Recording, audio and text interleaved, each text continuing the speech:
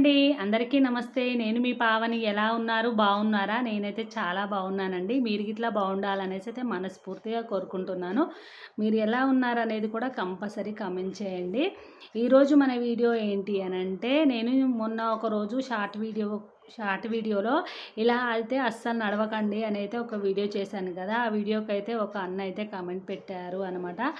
అయితే నేను చాలా రోజుల నుండి చెప్దాం అనుకుంటున్నాను ఫ్రెండ్స్. ఎలా నడిస్తే ప్రాబ్లమ్స్ వస్తాయి అనేసి అయితే నేను అనుభవంతో అయితే చెప్తున్నాను. ఎవరైనా అనుభవంతో చెప్తే కంపల్సరీ వినాలండి. నేననే కాదు, ఎవరైనా సరే అనుభవంతో చెప్పినవి మాత్రం కంపల్సరీ వినాలి. ఎందుకంటే వాళ్ళ అనుభవంతో చెప్తారు కాబట్టి అవన్నీ 100% కరెక్ట్ ఉంటాయి కాబట్టి, విన్నవి చదివినవి కంటే అనుభవించినవి చెప్తే అవి 100% కరెక్ట్ ఉంటాయి అన్నమాట. అయితే ఆ బ్రదర్ని అయితే నన్ను ఏమైతే అడిగారు అని అంటే, నేనైతే వాష్రూమ్కి స్టాండ్ యూజ్ చేస్తాను, స్టాండ్ సపోర్ట్ తోటి వాష్రూమ్స్ అలా వెళ్తూ ఉంటాను అనేసి అయితే ఆ బ్రదర్ అయితే నన్ను అడిగారనమాట.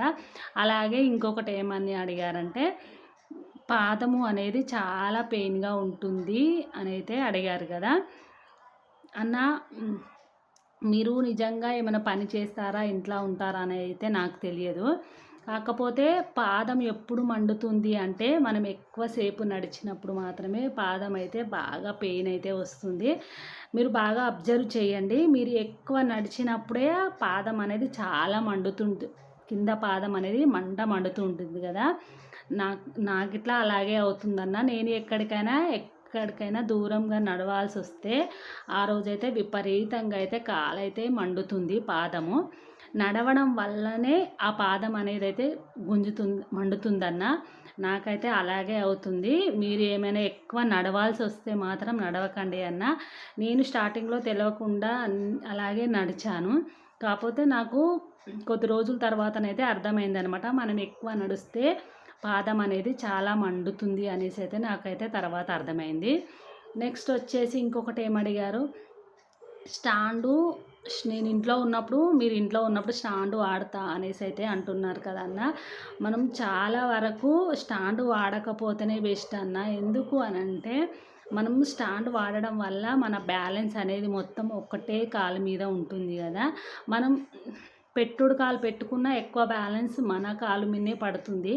అలాంటిది మనం స్టాండ్ పైన నడిస్తే ఇంకా మన మంచిగున్న కాలు మీదనే ఎక్కువ వెయిట్ అయితే పడుతుంది కదన్న. అందుకనేసి అయితే నాకైతే అలాగే అయిందన్న. నేను 9 సంవత్సరాల క్రితం అయితే స్టాండ్ మీదనే వాష్రూమ్కి వెళ్ళేదాన్ని. అన్ని స్టాండ్ మీదనే, అంటే ఎక్కువ వరకు స్టాండ్ మీదనే. ఇట్లా నేను మొన్న షార్ట్ వీడియోలో చూశారు కదా అన్న, అలాగే వెళ్ళేదాన్ని అనమాట. నాకు అప్పుడు కొంచెం హెల్తీగా ఉన్నా, బాబు పుట్టక ముందుకనమాట. అయితే హెల్తీగానే ఉన్నా, నాకు ఏమనిపించలేదనమాట. స్టార్టింగ్ కాబట్టి, మళ్ళీ ఏజ్ ఇట్లా చిన్నదే కాబట్టి నాకు అంత పెయిన్ అనేది ఏర్పడలేదనమాట. తర్వాత ఇప్పుడు మనం మళ్ళా కాలు యాక్సిడెంట్ అయింది అప్పుడప్పుడే కాబట్టి నాకు మంచిగున్న కాలు అనేది పెయిన్ అనేది రాలేదనమాట. మనకు పెయిన్ రాకపోతే ఇక మంచిగానే ఉన్నాం కదా అనేసి అయితే మనం చేసుకుంటాం కదా. మనకు ముందు ఫ్యూచర్ ఇలా అవుతుందనేది మనకు తెలవదు, ఎవ్వరు చెప్పరు కదా. అది ఇలా ఉండే వాళ్ళు చాలా తక్కువ మంది కదా. అందుకనేసి అయితే నాకు ఎవ్వరూ చెప్పలేదు. నాకిట్లా అంత ఐడియా రాలేదనమాట. తర్వాత నాకు బాబు పుట్టిన తర్వాత కొంచెం కొంచెం నాకైతే పెయిన్ అయితే స్టార్ట్ అయిందన్న. అందువలన నేనైతే అట్లా స్టాండ్ మీదనైతే అప్పటి నుండి 9 సంవత్సరాల క్రితం అయితే నడిచాను. 9 సంవత్సరాల క్రితం అంటే నాకు యాక్సిడెంట్ అయ్యి 13 సంవత్సరాలు, 4 సంవత్సరాల దాకా నడిచానన్న అట్లా.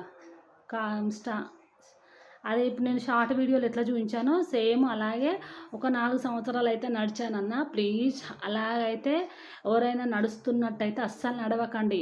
ఎందుకంటే ఫ్యూచర్లో ఇప్పుడు మీకు 1 ఇయర్ బ్యాకే యాక్సిడెంట్ అయిందనేసి అయితే నాకు ఇంతకుముందు ఒక కామెంట్లో అయితే చెప్పారు. మీరు ఇప్పుడు జాగ్రత్త పడిర్రనుకోండి అన్న, ఫ్యూచర్లో ప్రాబ్లం అయితే రాదు. ఇప్పుడు మీరు హెల్తీగా ఉన్నాము, అలాగే ఏం కాదు అన్నట్టుగా నడిచారనుకోండి, ఇప్పుడు సేమ్ నాకు ఇట్లా మోకాలు కాడ విపరీతంగా పెయిన్ వస్తుందన్న. నాకైతే ఇట్లా అలా నడిచి నడిచి ఈ కాలునైతే ఎక్కువ నేను ఈ కాలు పైన ఎక్కువ ప్రెషర్ పెట్టి నడవడం వల్ల నాకైతే ఈ కాలు అయితే విపరీతంగా గుంజుతుంది. కాకపోతే మనం ఒకటి ఏం గుర్తుపెట్టుకోవాలన్నా అంటే, ఇలా ఎక్కువ తిరగడాలు మాత్రం పెట్టుకోవద్దన్న. ఎవ్వరి ఎవ్వరు ఏమనుకుంటారో అనేసి అయితే నేనైతే చాలా అంటే చాలా వరకైతే చేసేదాన్ని. వాళ్ళేమనుకుంటారో, వీళ్ళేమనుకుంటారో అనేది రెస్పెక్ట్ తోటి కావచ్చు, ఇంకా ఏదైనా కావచ్చు, నిలబడడం చేసేదాన్ని. ఎక్కువ నడిచేదాన్ని అనమాట. కాకపోతే నాకైతే అప్పుడు అర్థం కాలేదు. కాకపోతే ఇప్పుడు అర్థమైంది, ఏం చేయలేననమాట. అందుకనేసి అయితే మీరు ఎక్కువ నడవాల్సొస్తే నడవకండి అన్న ప్లీజ్. ఎందుకనంటే ఫ్యూచర్‌లో మనకిట్లా ప్రాబ్లమ్స్ వస్తే ఎవ్వరైతే హెల్ప్ చేయరు. అందుకనేసి అయితే కొంచెం మంచిగున్నప్పుడే మన ఆరోగ్యం మనం కాపాడుకోవడం చాలా మంచిది. స్టాండ్ మీద ఇట్లా ఎక్కువ వెళ్ళకండి అన్న. కాకపోతే కాలు పెట్టడం, తీయడం మనకు కష్టమే, నేను కాదనట్లేను. ఎందుకనంటే ఆ ప్రాబ్లమ్ ఏంటిదో నాకిట్లా తెలుసు కాబట్టికి నేను చెప్తున్నాను. కాలు పదే పదే వాష్‌రూమ్‌కెళ్ళినప్పుడు కాలు నానకూడదు. కాలు పెట్టుకొని మనం వాష్‌రూమ్‌కి వెళ్ళలేము. పదే పదే కాలు తీసి పెట్టడం అనేది నాకిట్లా తెలుసన్న. చాలా అంటే చాలా కష్టమవుతుంది. కాకపోతే ఈ కష్టం నుండి చూసుకుంటే మళ్ళీ తర్వాత ఇప్పుడు మనం స్టాండ్ యూజ్ చేయడం వల్ల మోకాళ్ళ దగ్గర పెయిన్ అనేది ఎక్కువ వస్తదన్న. ఇప్పుడు పాదం అనేది మీరు అబ్జర్వ్ చేయండి. మీరు పాదం మండుతుంది అన్నారు కదా! పాదం అనేది మనం ఎక్కువ నడిచినప్పుడే పాదం విపరీతంగా మండుతుంది. మనము స్టిక్ పైన నడిచి నడిచి మోకాలు నొప్పి ఎక్కువ నడవడం వల్ల మనం స్టిక్ పైనే ఎక్కువ నడిస్తే మనం స్టిక్ పైన ఎక్కువైతే వెయిట్ వేయలేం కదా! మనం కాలు పెట్టుకుంటేనే మంచిగున్న కాలు మీదనే వెయిట్ ఎక్కువ ఉంటుంది. అలాంటిది మనం ఒక స్టాండ్ మీద నడిచినప్పుడు ఇంకెక్కువ వెయిట్ అనేది కాలు మీద పడుతుంది కదా అన్న. అందుకనేసి అయితే సాధ్యమైనంత వరకు స్టాండ్ మీద నడవకపోవడమే మంచిదన్న. నేనైతే అనుభవంతో అయితే చెప్తున్నాను. నాకైతే చాలా అంటే చాలా ప్రాబ్లమ్ అయింది. ఇప్పటికీ నేను అందుకనేసి అయితే ఎక్కడికైతే వెళ్ళను. ఏ ఊర్లకి ఎక్కడికైతే నేను వెళ్ళట్లేదనమాట. నాకు అప్పుడు ఏమి ఏర్పడలేదు. ఒక 6 ఇయర్ వరకు కొంచెం అయితే ఏర్పడలేదు. ఈ 6 ఇయర్ తర్వాత నుంచి అయితే కాలు పెయిన్ అయితే ఎక్కువ వస్తుంది. ఇక అప్పటి నుండి అయితే నేను ఎక్కువ జర్నీలు అయితే చేయను. ఎక్కువ నడవననమాట. మీరు ఇట్లా కొంచెం హెల్తీగా ఉన్నప్పుడే నడవకపోవడమే మంచిదన్న ఎక్కువ. నడవడం ఎక్కువ, నిల్చోవడం ఎక్కువ చేయకపోవడం మంచిది. ఎందుకు ఈ 2 చేసినప్పుడు కాలు ఆటోమేటిక్‌గా విపరీతంగా గుంజుతుంది. అలాగే ఇంకొకటి అన్న, 6 మంత్స్‌కి ఒక్కసారి మన కాలు ఉన్నట్టుగా అనిపించి నరాలు ఇట్లా గుంజుతాయి కదన్న! ఆ పెయిన్ గిట్లా మీకు వస్తదా? రాదా? అనేది నాకు కామెంట్ చేయండి. అప్పుడు ఆ పెయిన్ వచ్చినప్పుడు ఎంత నరకం ఉంటుందో నాకు తెలుసు.